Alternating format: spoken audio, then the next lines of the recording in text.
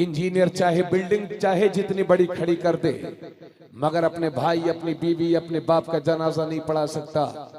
इसलिए बच्चे के कान से अजान ले, बच्चे के कानों में अजान से लेकर के और जनाजे तक ये उलमा जो नबी के वारिस हैं, अंबिया किराम के वारिस हैं, और ये मदरसे हमारी कल भी जरूरत थे, आज भी हैं और इंशाअल्लाह मुस्तकबिल में भी रहेंगे। आप हजरात बेदार हैं, थोड़ा सा बेदारी के साथ सुनिए, थोड़ा सा आवाज बढ़ा दीजिए भाई, तवज्जो चाहूंगा। मुअज़्ज़ज़ सामीन, जिस आयत करीमा की मैंने तिलावत की है, अल्लाह रब्बुल इज्जत इरशाद फरमाता है, हजरत कहीं गलती हो तो इस्लाह फरमा देंगे, बाकी आपकी दुआएं लेकर के हाजिर हूं।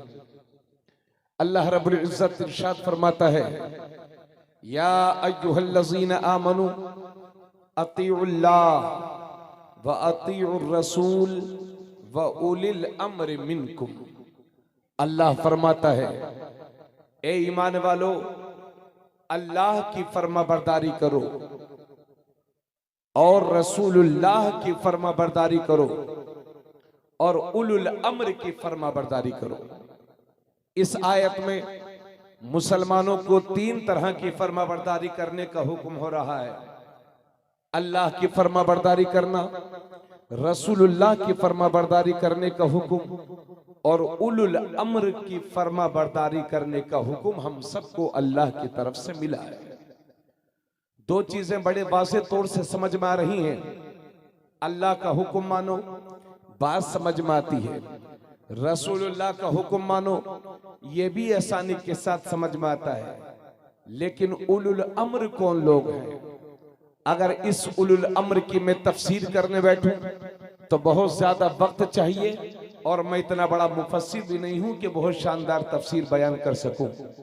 लेकिन इमाम राजी का एक कौल इस वक्त मेरे जहन में है। इमाम राजी फरमाते हैं, इस आयत में उलुल अम्र से मुराद उलमाए किराम हैं, उलमाए बाअमल हैं। जरा जोर से बोलो सुभान अल्लाह। अपनी आदत नहीं है आपको परेशान करने की, मगर फिर भी कोई बात अच्छी लगे तो चूंकि नौजवान हूं, हौसले की चाहत रखता हूं। तवज्जो। अल्लाह फरमाता है, ऐ ईमान वालो, अल्लाह की फरमाबरदारी करो, रसूलुल्लाह की फरमाबरदारी करो और उलमाए बाअमल का कहना मानो।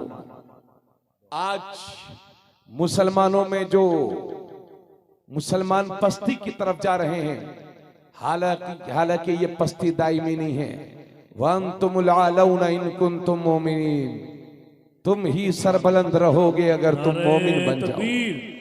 हजरात खड़े हो जाएं, हमारे सरों के ताज, हमारे दुआओं की कबूलियत का समरा हजरत अल्लामा शाह सैयद अनस मियां शाह साहब क़िबला बिगराम शरीफ से तशरीफ ला रहे हैं। नारे तकबीर, नारे रिसालत, नारे रिसालत। खानवादा बिलग्राम शरीफ, खानवादा बिलग्राम शरीफ, सादाते बिलग्राम शरीफ, हुजूर सैयदी सरकार अनस मियां साहब क़िबला। नारे तकबीर।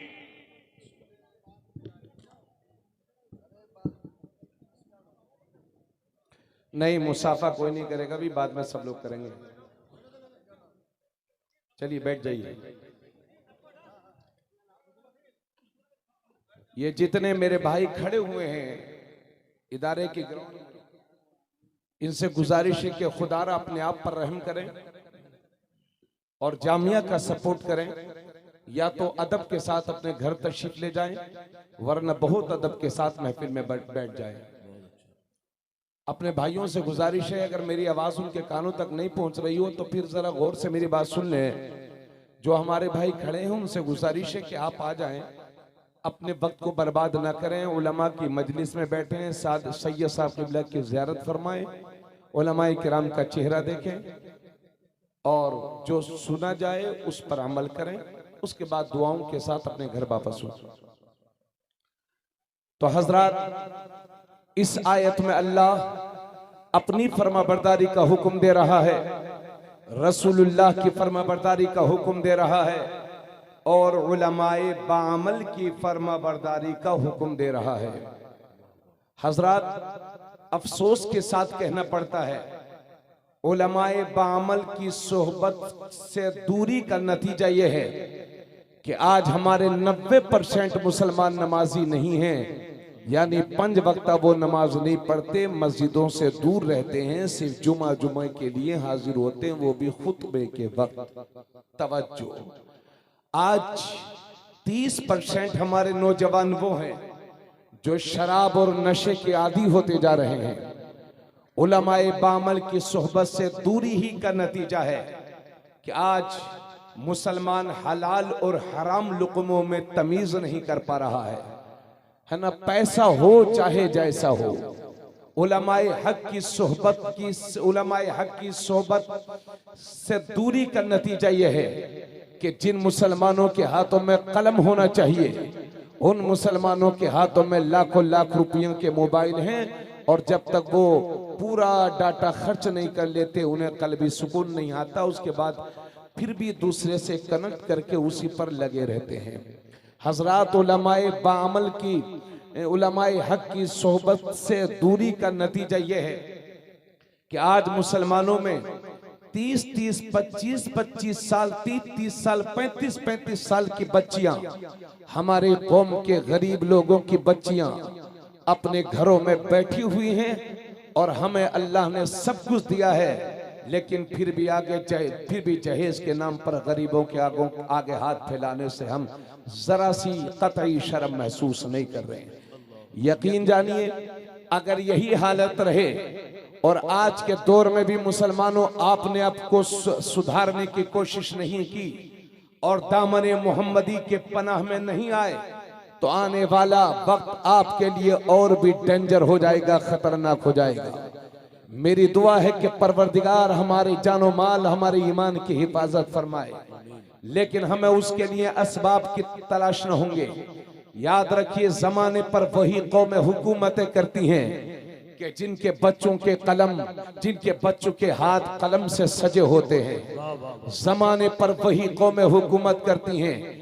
इसलिए 5-5 करोड़ रुपए के मकान बनाने से बेहतर यह है कि जिंदगी की प्रॉपर्टी अपने बच्चों की तालीम पर खर्च करो। 50-50 लाख रुपए की शादी करने से बेहतर यह है कि सस्तियां शादी करो, लेकिन आपका बच्चा जाहिल ही रहने पाए। सबसे बड़ी जिंदगी का आपका मिशन यही होना चाहिए। हजरात, तो ये सब जो कमजोरियां पैदा हो गई हैं, ये इस वजह से है कि हमने अच्छे उलमा की सोहबत इख्तियार नहीं की है। हजरात, अब आलिम किसे कहते हैं, अगर मैं अर्ज करूं तो शायद आपको परेशानी होगी। आइए सीधे सीधे बुजुर्गों की बारगाह में चलता हूं।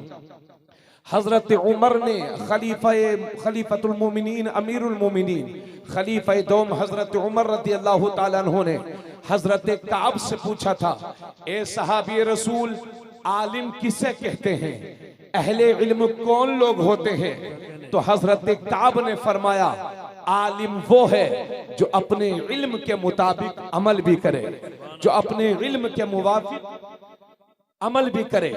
हजरत अली से किसी ने पूछा था कि हजरत आलिम किसे कहते हैं? तो हजरत अली फरमाते हैं कि ज्यादा अल्लाह से डरने वाले को आलिम कहते हैं। इसलिए मैं कभी कभी अर्ज करता हूँ, ज्यादा इल्म वाला बड़ा आलिम नहीं होता, बल्कि अल्लाह से ज्यादा डरने वाला बड़ा आलिम हुआ करता है। तवज्जो चाहूंगा आप हजरात की। हजरात, तो हजरत उमर ने हजरत काब से पूछा था, सहाबी रसूल, आलिम किसे कहते हैं? तो हजरत काब ने जवाब दिया, आलिम वो है जो अपने इल्म पर अमल करे। तो हजरत उमर ने फिर दूसरा सवाल किया, ए सहाबी रसूल, वो कौन सी चीज है जो आलिम के दिल से इल्म की नूरानियत को खत्म कर देती है, इल्म के बरकत को खत्म कर देती है? तो हजरत काब फरमाते हैं, लालच ये वो बुरी चीज है जो एक आलिम के दिल से इल्म की नूरानियत को खत्म कर देती है। हजरात, अगर ये उलमा अपनी जाती मनफात के लिए जाएं, अपनी जाती फायदे के लिए जाएं, तो यकीनन इसे लालच कहा जा सकता है। लेकिन जामिउन नूर या दूसरे इदारों के चंदे के लिए जाएं तो इसे लालच न कहेंगे, बल्कि अपनी किस्मत पर फख्र करना कि अल्लाह ने आपको इस लायक बनाया है कि आलिम दीन आपको दीन की खिदमत का मौका दे रहा है। हालात का समझो मुसलमानों। अब आपसे मैं यही अर्ज करना चाहता हूं, जब ये बात वाज़ेह हो गई है कि आलिमों की सोहबत में हमें रहना है, तो कैसे आलिमों की सोहबत में रहेंगे, किसके पास बैठेंगे? मुजालसतुल उलमाए इबादा, मेरे नबी फरमाते हैं आलिम की सोहबत में बैठना इबादत है, आलिम के पास बैठना इबादत है। लेकिन कैसे आलिमों के पास आप बैठेंगे? तो आओ मेरे नबी की हदीस सुनो। अल्लाह के नबी फरमाते हैं अला इन्न शर्र शर्र शिरारुल उलमा व इन्न खैरल खैर खियारुल उलमा। नबी फरमाते हैं खबरदार, दुनिया के सारे बुरे लोगों में जो सबसे बुरे लोग हैं वो उलमाए सू हैं, उलमाए शर हैं, और दुनिया के सारे अच्छों में जो सबसे अच्छे लोग हैं वो उलमाए हक हैं, उलमाए खैर हैं।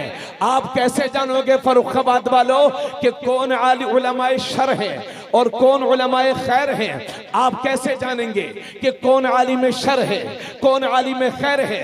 तो मुख्तसर सी तफसील अर्ज कर रहा हूं।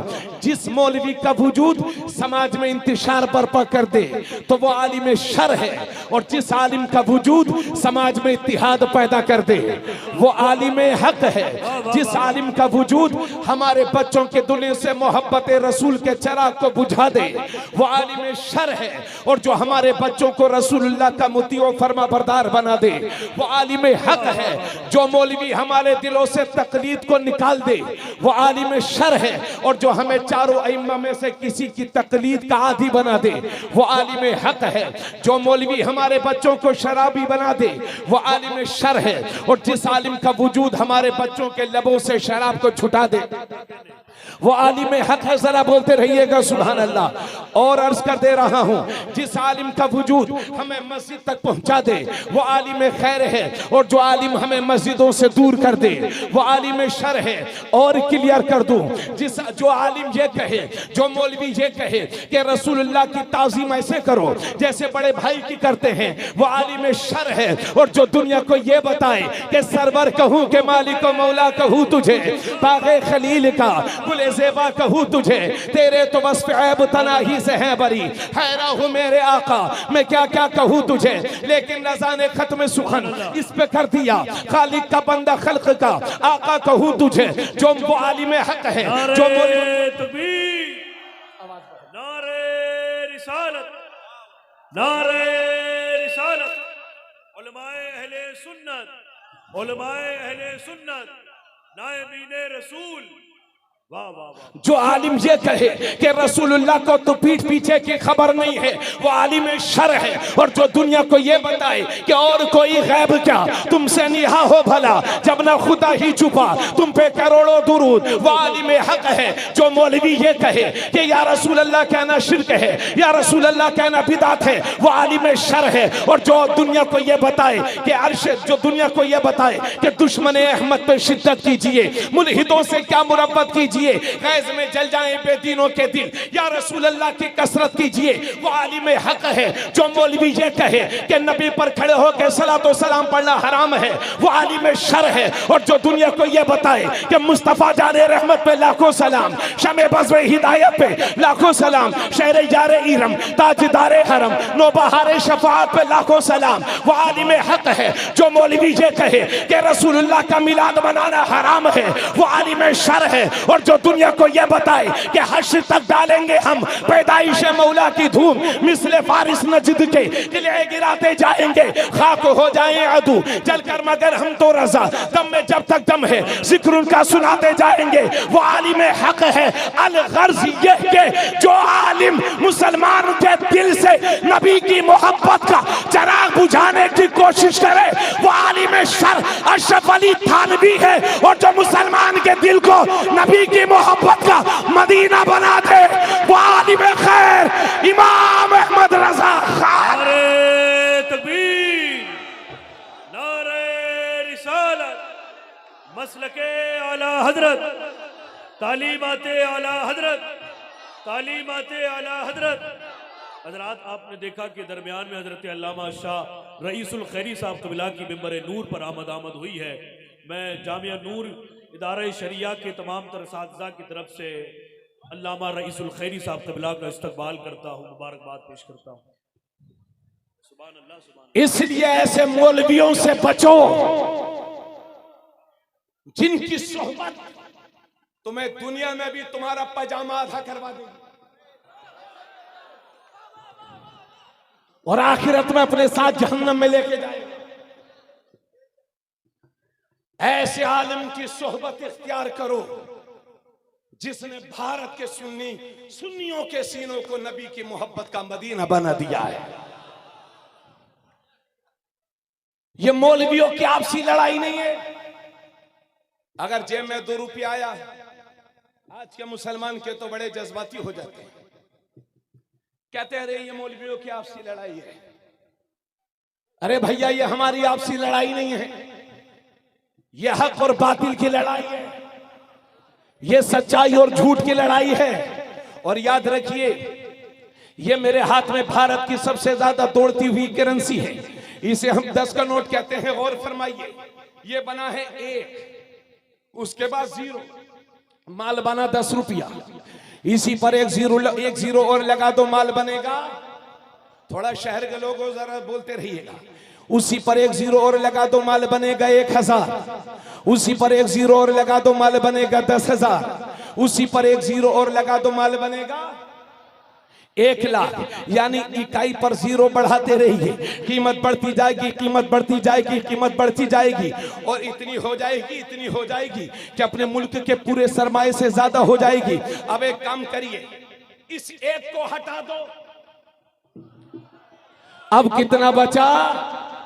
0 0 0 0 0 0 0। चाहे कन्नौज तक 0 लगाते रहिए फिर भी 0, चाहे शाहजहांपुर तक 0 लगाते रहिए फिर भी 0, चाहे आगरा तक 0 लगाओ फिर भी 0, चाहे लखनऊ तक 0 लगाओ फिर भी 0, क्योंकि इन 0 की कीमत इस इकाई के साथ है।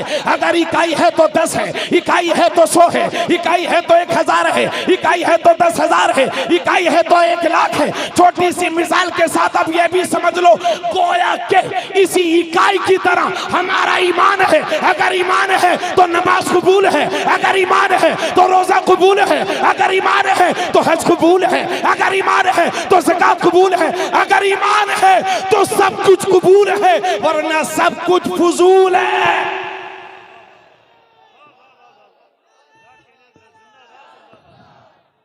सुभान अल्लाह, सुभान अल्लाह, वाह वाह वाह वाह, सुभान अल्लाह, सुभान अल्लाह, जिंदाबाद जिंदाबाद। गौर फरमाए, अकीदत और मोहब्बत के इन जुमलों को यहीं रोक करके अब आइए जरा। सच्चर कमेटी की रिपोर्ट ये बताती है कि 3 से 4% लोग मुसलमानों में पढ़े लिखे हैं। जिस कौम में 96% लोग बेपढ़े लिखे हों और सिर्फ 4% पढ़े लिखे हों, उस कौम का यह हाल नहीं होगा तो और क्या होगा। अब एक हदीस शरीफ पहले सुन लो बड़ी तवज्जो के साथ, और उसके बाद इंशाअल्लाह आगे बयान होगा। नबी फरमाते हैं, तलबुल इल्म फरीदतुन अला कुल्ली मुस्लिम ववादिउल इल्म इंद गैरि अहलिही कमुक़ल्लिदिल खनाज़ीरिल जवाहर वल लुअलुअ वज़्ज़हब।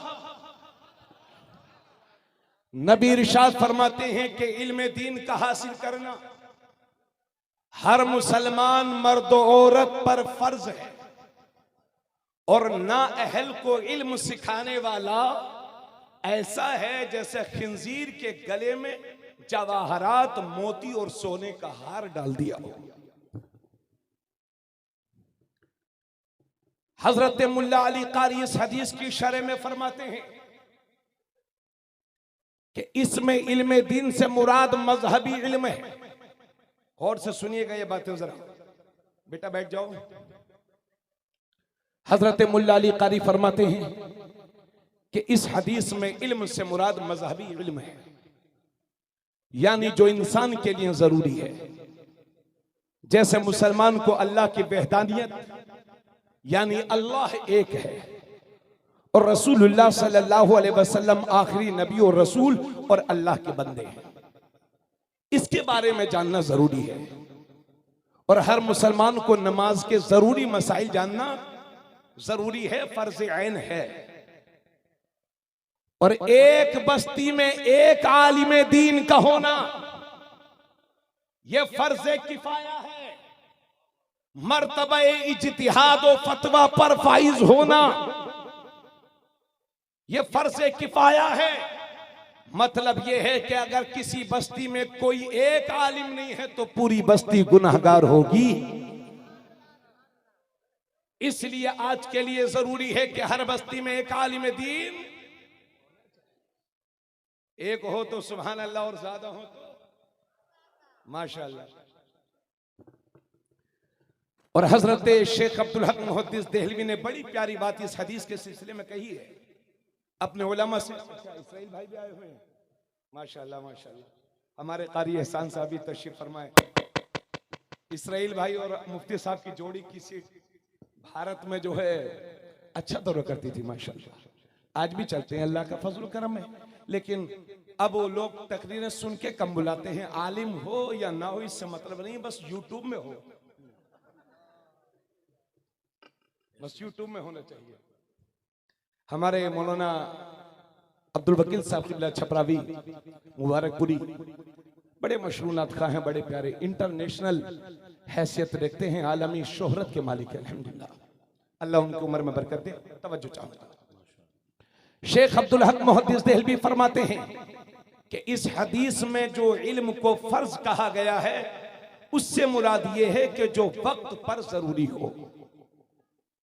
मसलन एक इंसान जब दामन इस्लाम में आया तो उसे अल्लाह की वहदानियत के बारे में जानना जरूरी है, रसूलुल्लाह की रिसालत के बारे में जानना जरूरी है।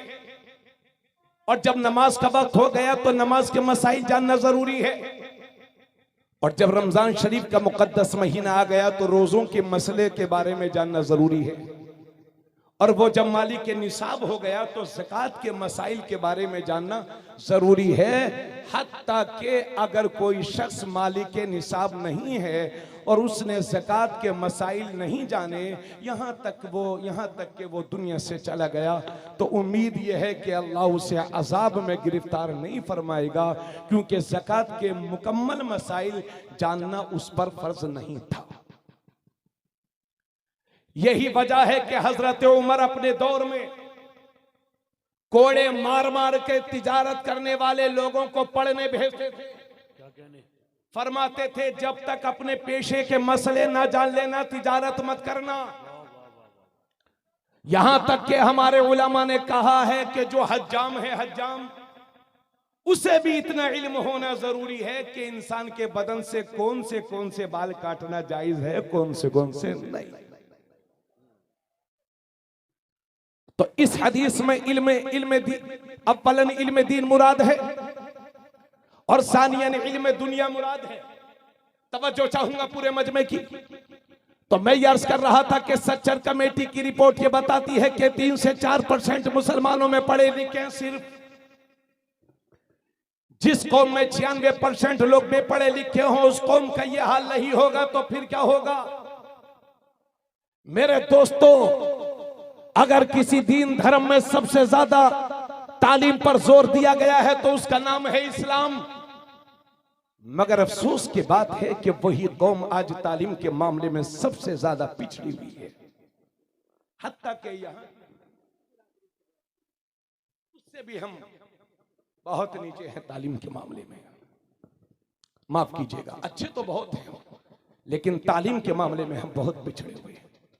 हालांकि हम उस नबी के मानने वाले हैं कि जिन पर पहली वही नाजिल हुई तो अल्लाह ने फरमाया इक़रा बिस्मि रब्बिकल्लज़ी खलक़ खलक़ल इंसान मिन अलक़ इक़रा व रब्बुकल अकरम अल्लज़ी अल्लम बिल कलम। नबी पर जो पहली वही नाजिल हुई है उसमें पढ़ने का जिक्र है और कलम का जिक्र है। जब मेरे नबी ने मक्का शरीफ में ऐलान नबुव्वत किया तो सिर्फ 17 लोगों को लिखना आता था, सिर्फ 17 लोगों को। और वही मेरा पैगंबर 23 साल तबलीग करके जब ज़ाहिरी दुनिया से रुखसत होता है तो 1.25 लाख सहाबाए किराम के हाथ कलम से सजे हुए थे। सुभान अल्लाह, सुभान अल्लाह, सुभान अल्लाह। जिन्हें लिखना भी आता था, जिन्हें पढ़ना भी आता था।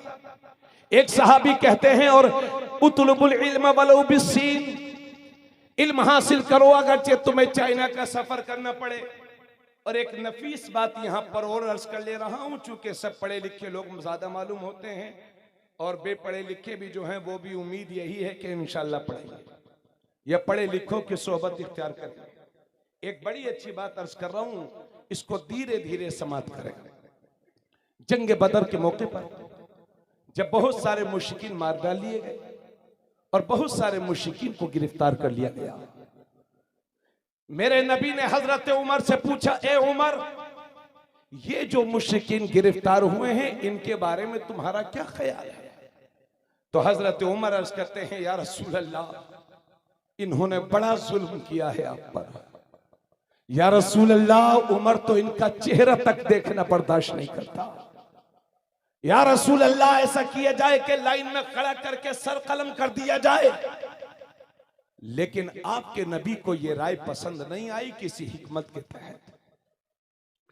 मेरे नबी ने हजरत अबू बकर से पूछा, अबू बकर, इन लोगों के बारे में क्या किया जाए? तो हजरत अबू बकर कहते हैं, या रसूल अल्लाह, ये ले दे के अपने ही लोग हैं, अपने कबीले के लोग हैं, आज नहीं तो कल ये कलमा पढ़ेंगे, इनकी नस्लें कलमा पढ़ेंगे। या रसूल अल्लाह, इन्हें कत्ल न किया जाए बल्कि जो फिदिया जुर्माना देने के लायक है उससे फिदिया कबूल कर लिया जाए और उसको रिहा कर दिया जाए। अल्लाह के नबी ने इस राय को पसंद फरमाया और जो मुश्रिकीन फिदिया देने के लायक थे, अल्लाह के नबी ने उनकी तरफ से फिदिया कबूल फरमाया और नूर रिहाई बख्श दी। लेकिन जो मुश्रिकीन फिदिया देने के लायक नहीं थे, मगर उनमें जो कुछ लोग पढ़े लिखे थे, तो अल्लाह के नबी ने फरमाया जो फिदिया देने के लायक नहीं हैं और पढ़े लिखे हैं, तो उनकी ये जिम्मेदारी है कि एक एक फर्द मुसलमानों के 10-10 बच्चों को पढ़ा दे और परवाने निजात हासिल कर।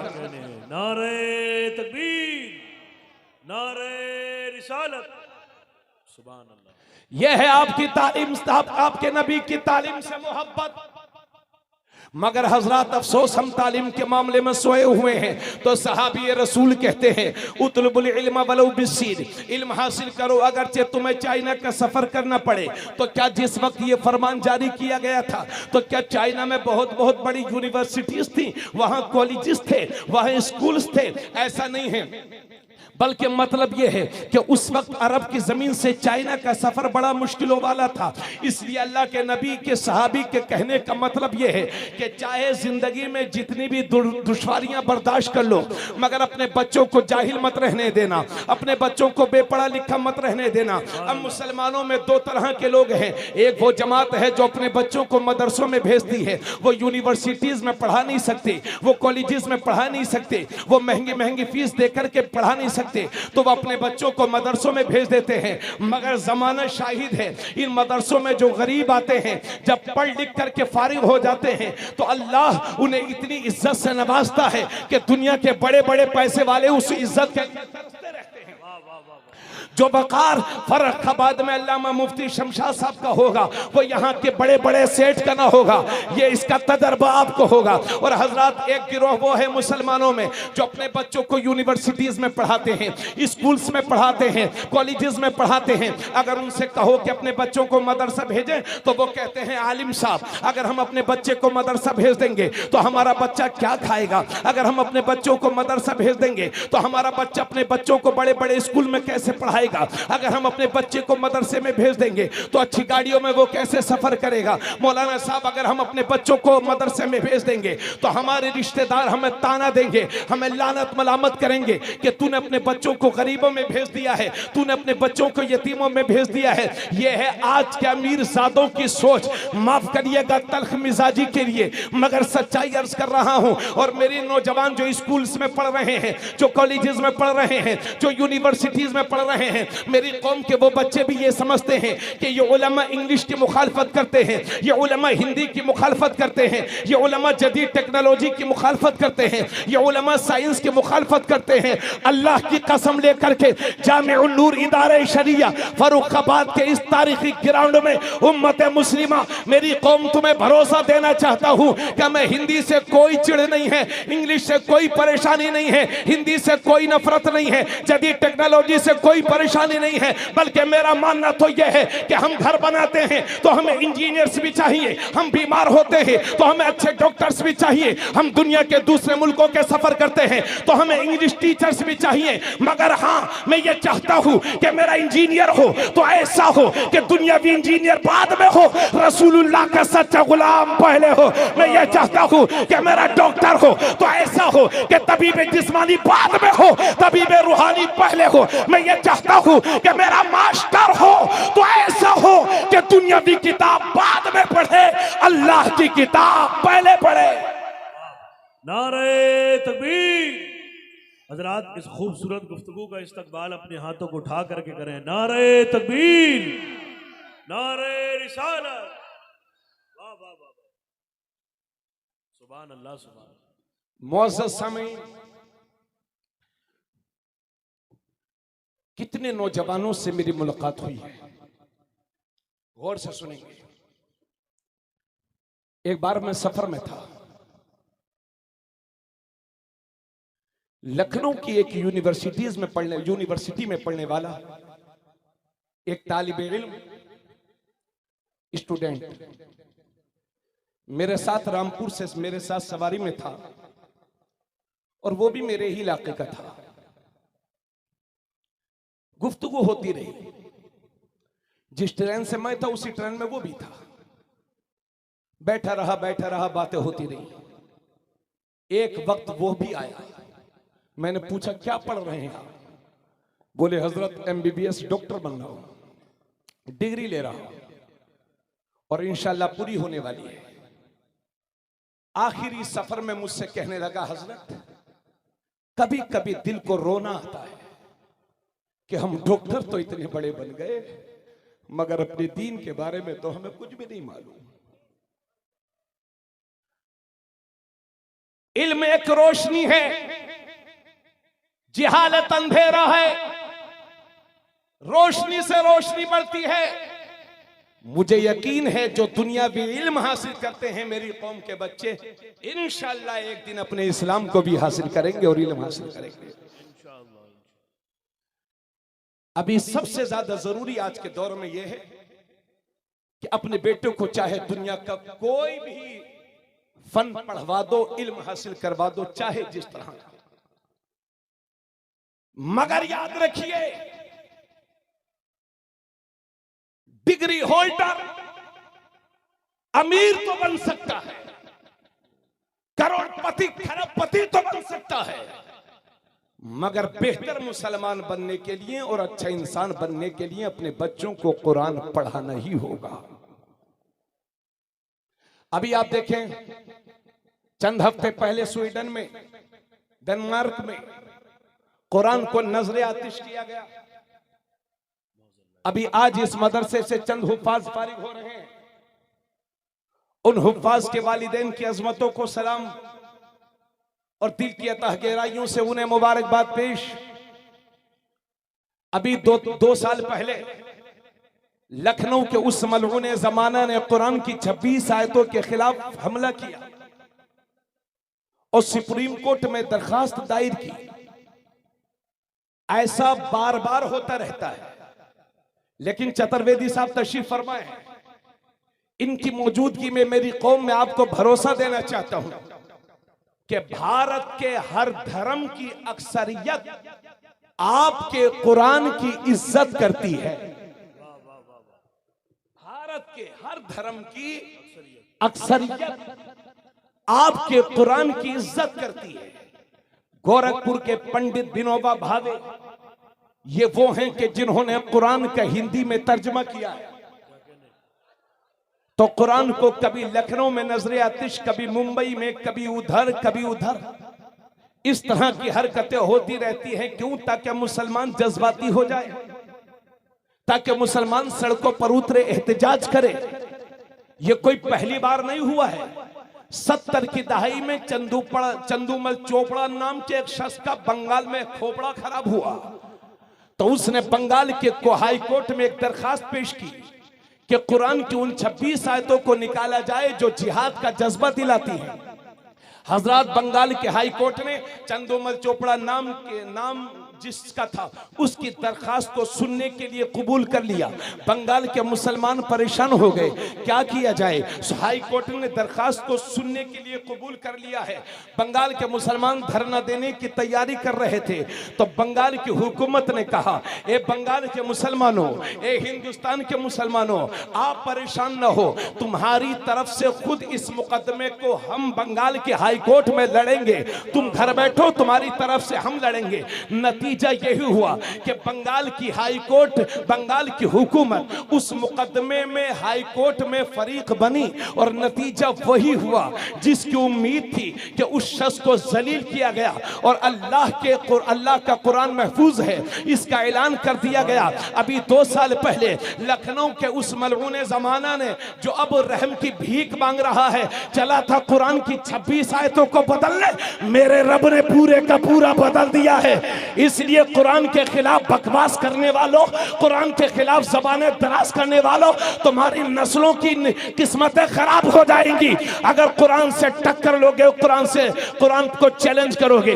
हजरत उसने कहा था कि 26 सुप्रीम कोर्ट में कहा था कि कुरान की 26 आयतों को निकाल दिया जाए, लेकिन मुसलमानों में तुम्हें याद दिलाना चाहता हूं, ये कुरान किसी बंदे की किताब नहीं है। मेरा रब फरमाता है, इन्ना नहनु नज़्ज़लना ज़िक्र व इन्ना लहू लहाफ़िज़ून, बेशक हम ही ने इस कुरान की हिफाजत की है और हम ही ने नाज़िल किया है और हम ही इसकी हिफाजत फरमाएंगे। ला तब्दील ली कलिमातिल्लाह, अल्लाह की बोली में कोई तब्दीली होने वाली नहीं है। अल्लाह की कसम, क़यामत आ जाएगी, अरे 26 आयतें तो दूर की बात है, कुरान का न कोई ज़बर मिटा सकता है, न कोई ज़ेर मिटा सकता है, न कोई मद मिटा सकता है, न कोई रुकू मिटा सकता है, क्योंकि मेरा कुरान सिर्फ कागजों पर नहीं छपता, मेरी कौम के छोटे छोटे बच्चों के सीनों पर भी छपा करता है कौले मोहम्मद, कौले खुदा, फरमान न बदला जाएगा, बदलेगा जमाना लाख मगर कुरान। नारे तकबीर, नारे रिसालत, मुहाफिजाने कुरान, उलमाए किराम, मसलके आला हजरत, तालीमाते आला हजरत, जश्ने दस्तार बंदी, अजमते मुस्तफ़ा कॉन्फ्रेंस, क्या कहने, जिंदाबाद जिंदाबाद। किसी भी कोर्ट के जज को यह हक है कि कुरान के किसी एक नुक्ते को भी बदल दे। 1400 साल पहले, अरे इतना मत सोचा करो, शायरों पर भूल मिटाते हो। चलो कोई बात नहीं, देने दो, बातों पर अमल करो, अल्लाह सहमत रखे। अल्लाह ने गोश्त रोटी का दिया है मुझे, दाल रोटी नहीं बल्कि गोश्त रोटी। तवज्जो चाहूंगा। तो अर्ज यह है कि दुनिया के किसी कोर्ट के जज को यह हक हासिल नहीं है कि कुरान की कोई एक आयत मिटा सके। 1400 साल पहले कुरान मेरे नबी पर जैसे नाजिल हुआ था, आज भी वैसा ही है। एक नुक्ता न कम हुआ है न इजाफा हुआ है, और इंशाअल्लाह सुबह क़यामत तक ऐसे ही रहेगा। लेकिन हमारी कौम बड़ी जज्बाती है, और मैं आपकी तरफ से बड़े अदब के साथ दुनिया वालों के सामने एक अर्ज पेश करता हूं। अगर कुरान की हक्कानियत में किसी को शक है, लोगों को शक तो है, लेकिन एक बात यहीं पर और अर्ज कर दूं, मेरा अल्लाह फरमाता है, ज़ालिकल किताबु ला रैब फीह, वह किताब के जिसमें कोई डाउट ही नहीं, थोड़ा बोलते रहिए, वह किताब के जिसमें कोई शक ही नहीं, वह किताब के जिसमें कोई शुबा ही नहीं। अरे भाई, कुरान में शुबा तो था लोगों को, अगर शुबा न होता तो पूरा चाइना कुरान न पढ़ता। अगर शुबह ना होता तो पूरा अमेरिका कुरान ना पढ़ता। शुबह तो कुरान में लोगों को कल भी था, आज भी है और कल भी रहेगा। मगर इस शुबे की हालत यह है कि अगर इंसाफ पसंद इंसान कुरान की दी हुई दलीलों पर गौर करेगा तो शक खत्म हो जाएगा, डाउट खत्म हो जाएगा, शुबा रहेगा ही नहीं। ये ऐसे ही है जैसे कोई अंधा कहे, कोई नाबीना कहे कि मुझे सूरज नजर नहीं आता, तो उसके इनकार से सूरज की रोशनी पे कोई फर्क पड़ेगा? अगर कोई नाबीना कहे कि मुझे सूरज नजर नहीं आता तो हम समझ लेंगे कमी सूरज की नहीं है, कमी इसकी है जो इसे नजर नहीं आता। तो जिस तरह से अंधे के इनकार से सूरज की अजमत पर कोई फर्क नहीं पड़ता, इसी तरह से लखनऊ के किसी गधे के इनकार से कुरान की अजमत पर कोई फर्क। जिंदाबाद जिंदाबाद, सुभान अल्लाह सुभान अल्लाह, या रसूल अल्लाह, वाह वाह वाह वाह वाह। तवज्जो, इस तरह की हरकतें होती रहेंगी। आज ये दाढ़ी काली है, अल्लाह करे वो दिन भी आए कि जामे नूर का यही गिरान हो, सफेद दाढ़ी लेकर के आपके बीच में आऊं। मगर टेंशन मत लीजिए, कुरान पर हमले कल भी हो रहे थे, आज भी होंगे, वो कल भी होंगे, क्योंकि ये सारी दुनिया कुरान से हार गई है। इनके पास कुरान का कोई जवाब। हजरत जरा जहनों को करीब फरमाएं। अब बहुत कीमती बात आपकी इस्लाह के लिए अर्ज करने तवज्जो चाहूंगा अपने उलमा से। मौलाना नवाजी साहब, अरे मोबाइल सुबह चला लेना, जरा तवज्जो फरमाइए। तवज्जो चाहूंगा, कुरान के खिलाफ बकवासें होती रहती हैं, कभी इधर कभी उधर, कभी उधर कभी इधर, कभी यहां कभी वहां, कभी वहां कभी उधर कभी इधर।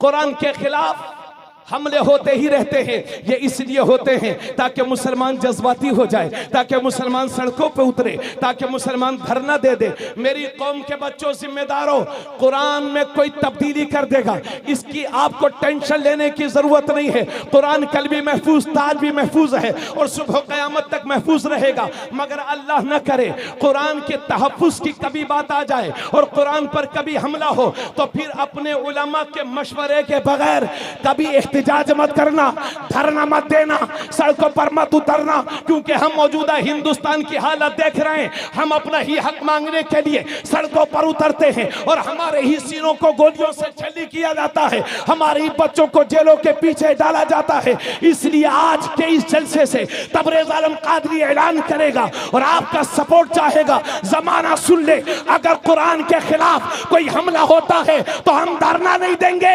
एहतिजाज नहीं करेंगे, जज्बाती नहीं होंगे, बल्कि मुसलमानों का अगला कदम यह होगा कि कुरान के खिलाफ अगर कोई एक जबान खुलेगी तो उसके बदले में हम 100 जबानें कुरान पढ़ने वाली तैयार करेंगे।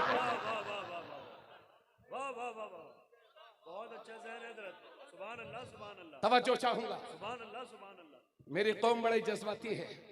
आदिल भाई माशाअल्लाह, आप जो काम आपको करना था वो मैं कर रहा हूं। ईमानदारी से हाथ उठा के ईमानदारी से बताइए, चलिए उठाइए सब लोग हाथ। क्या कुरान के लिए आप जान दे सकते हैं? जान दे सकते हैं कुरान के तहफ़्फ़ुज़ के लिए? रखिए नीचे हाथ।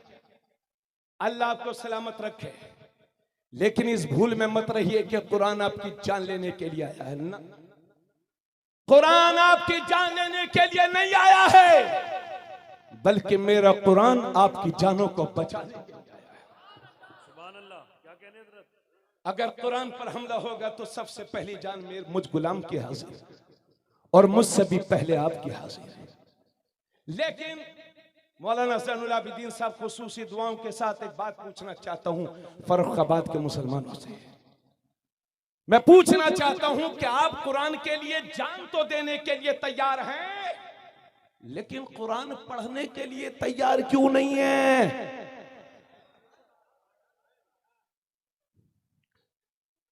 हजरत मैं कहीं कहीं हाथ उठवाता हूं। अभी मैंने पीछे एक जलसे में हाथ उठवाए कि कितने लोगों को कुरान आता है, हाथ उठाओ। मैंने पूछा था, आप मत उठाइए।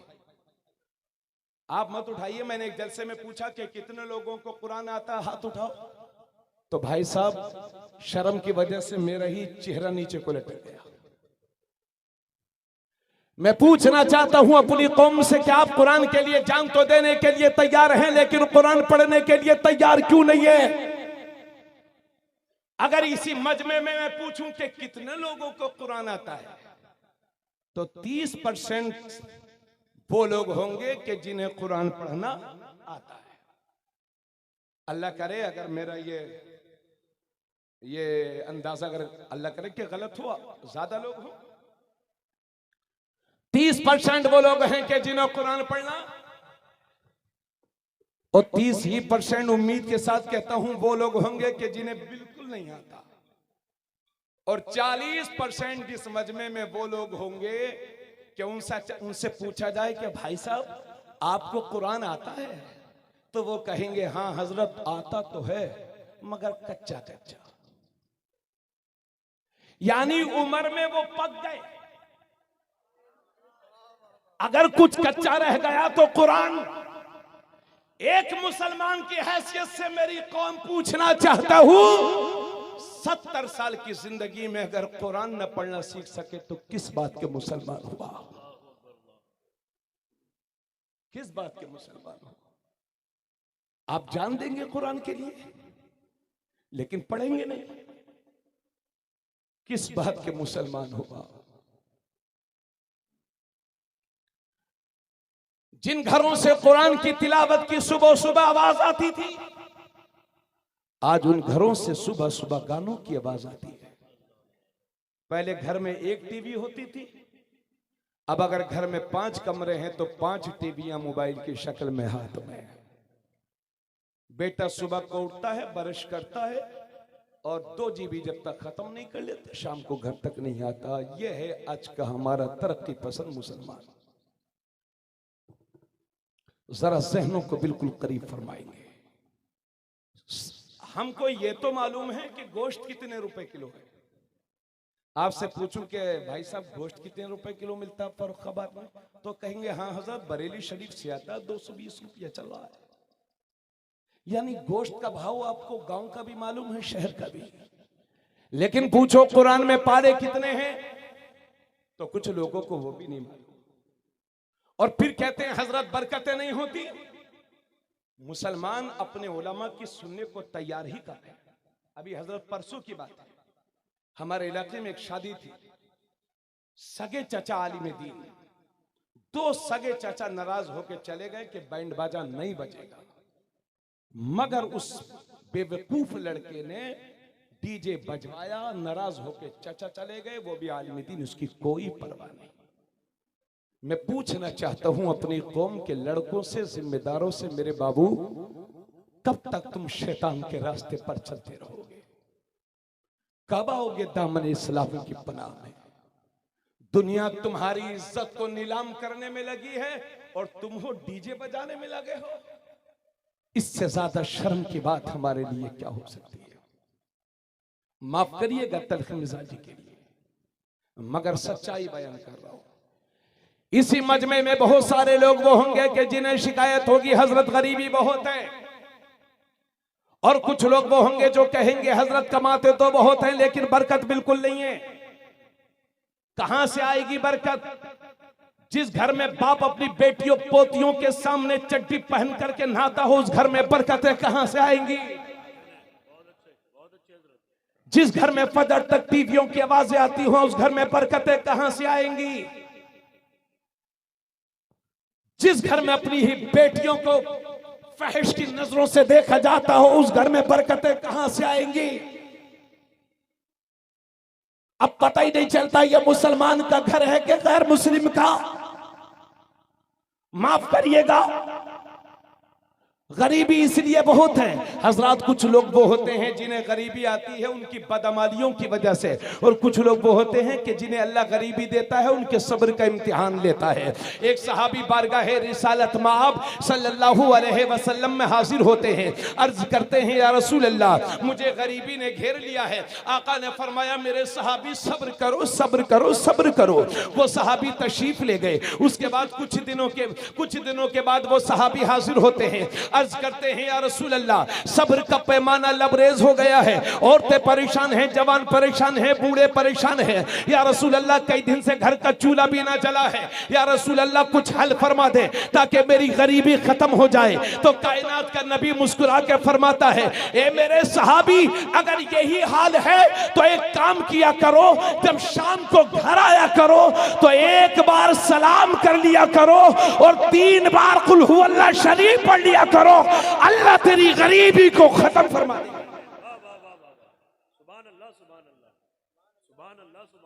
मगर अजीब हालत है हमारी, हम पूरे फर्रुखाबाद में सलाम करेंगे, मौलाना नूरी साहब अस्सलाम वालेकुम, चतुर्वेदी साहब, आदिल जमील भाई अस्सलाम वालेकुम, हाजी साहब, नमाजी साहब, सबको सलाम। लेकिन जब घर में दाखिल हुए तो मुंह बंद। नबी फरमाते हैं एक मुसलमान के दूसरे मुसलमान पर 6 हक हैं। उनमें से एक हक ये है कि एक मुसलमान को चाहिए कि दूसरे मुसलमान को सलाम करे और उसे चाहिए कि इसका जवाब दे।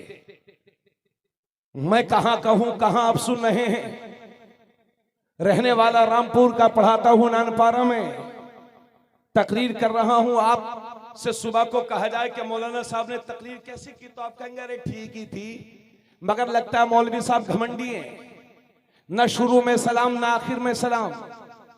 अगर मैं सलाम न शुरू में करूं न आखिर में तो शायद आप मुझसे नाराज हो जाएंगे।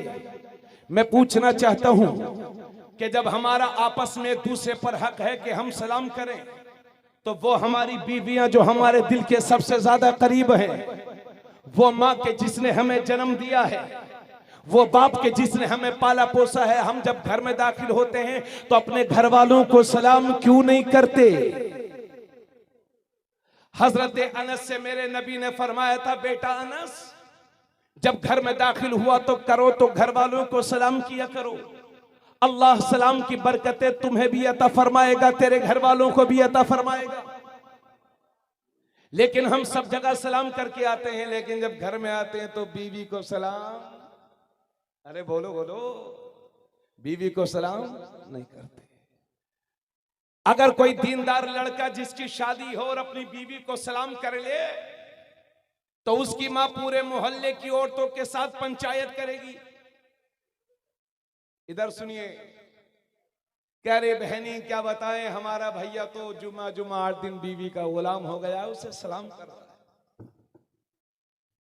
अभी एक मौलाना साहब मुझे मिले, एक दिन ऐसी बात चल रही थी सलाम की, तो बोले वो अरे क्या बात करते हैं मौलाना आप, मैं तो अपनी बीवी को साल में 3 बार मारता हूं। मैंने कहा हर साल? बोले जी हाँ हर साल 3 बार। मैंने कहा ये सर्विस आप क्यों करते हैं? तो बोले वो मैं इसलिए कि अगर हम मारेंगे नहीं तो बीवी पर रौब कैसे जारी होगा हमारा। अल्लाह के नबी की बारगाह में एक साहबी हाजिर अर्ज करते हैं या रसूल अल्लाह हमारी बीवियों का हम पर हक क्या है? नबी फरमाते हैं तुम्हारी बीवियों का हक तुम पर यह है कि जो तुम खाओ वैसा उसे खिलाओ, जो आप पहनो वैसा उसे पहनाओ, और अगर किसी जरूरत से शरई जरूरत के पेश नजर मारने की जरूरत पड़ जाए तो मेरे नबी फरमाते अपनी बीवियों के चेहरों पर ना मारो,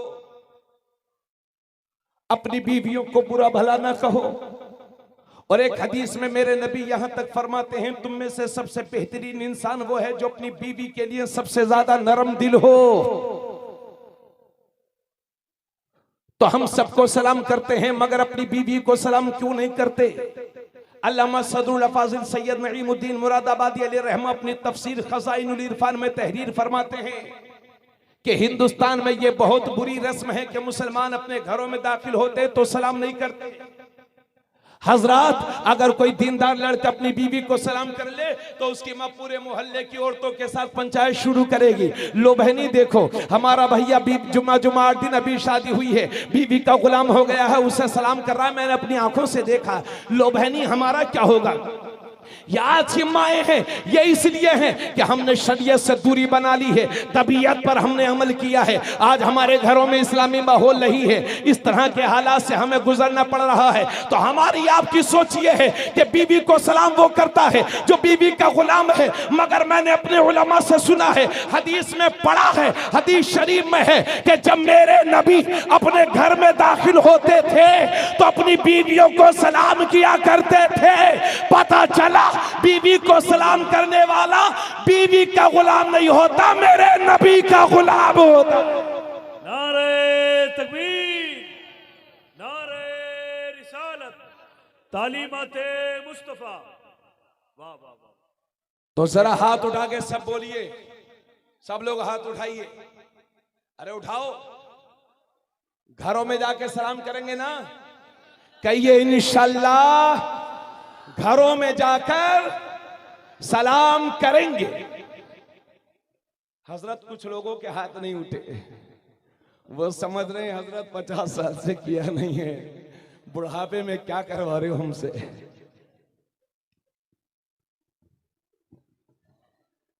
और एक बात और है, आज जब पहली बार जाके सलाम करेंगे तो हो सकता है कि आपकी बीवी को धोखा हो जाए। हाँ, वो समझे कि चोर तो नहीं आ गया, क्योंकि गुड्डू के अब्बू ने तो कभी सलाम किया ही नहीं। धोखा खा सकती है।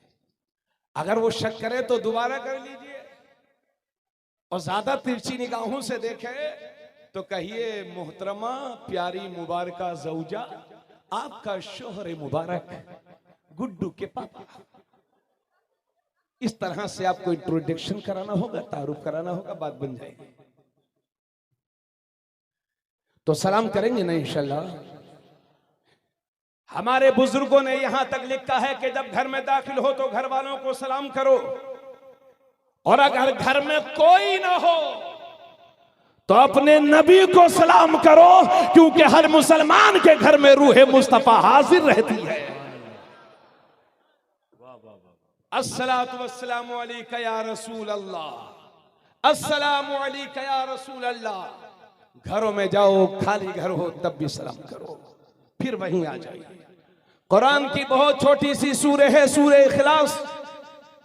कुल हुवल्लाहु अहद अल्लाहुस समद लम यलिद वलम यूलद वलम यकुल लहू कुफुवन अहद। मैंने अभी कहा था कि बहुत सारे लोग मजमे में वो होंगे कि जिन्हें कुरान पढ़ना नहीं आता, मगर 100% यकीन के साथ कहता हूं कि इस मजमे में कोई बड़ा तो दूर की बात है, 8 साल का बच्चा भी ऐसा ना बैठा होगा कि जिसे सूरह इखलास याद ना हो।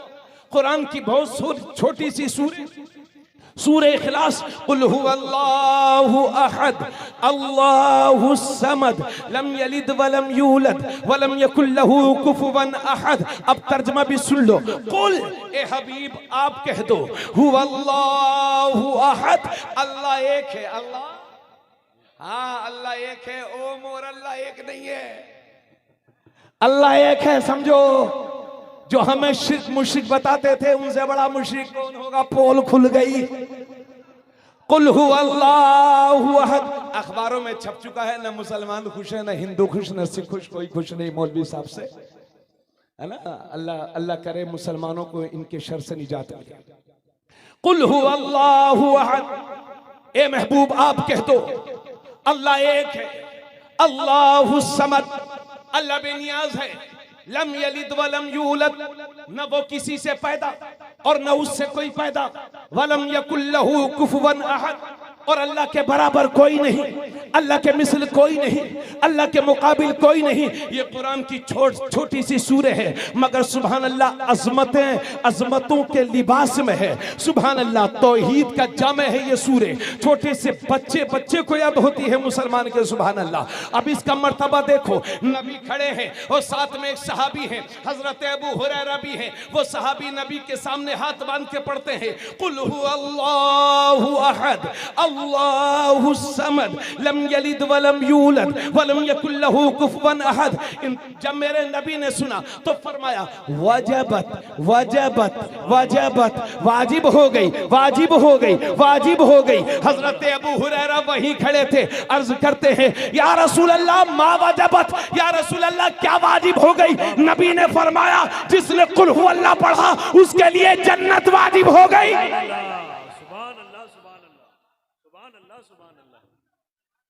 कुरान की छोटी सी सूरह। सुभान अल्लाह सुभान अल्लाह।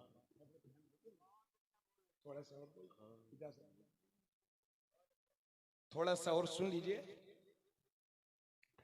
बुखारी शरीफ की हदीस है, इसे सुनकर जाइए। अल्लाह के नबी ने सहाबा से फरमाया, मफहूम अर्ज कर रहा हूं। नबी ने फरमाया ए मेरे सहाबा, जब रात को सोया करो तो तिहाई कुरान पढ़ के सोया करो। कितना?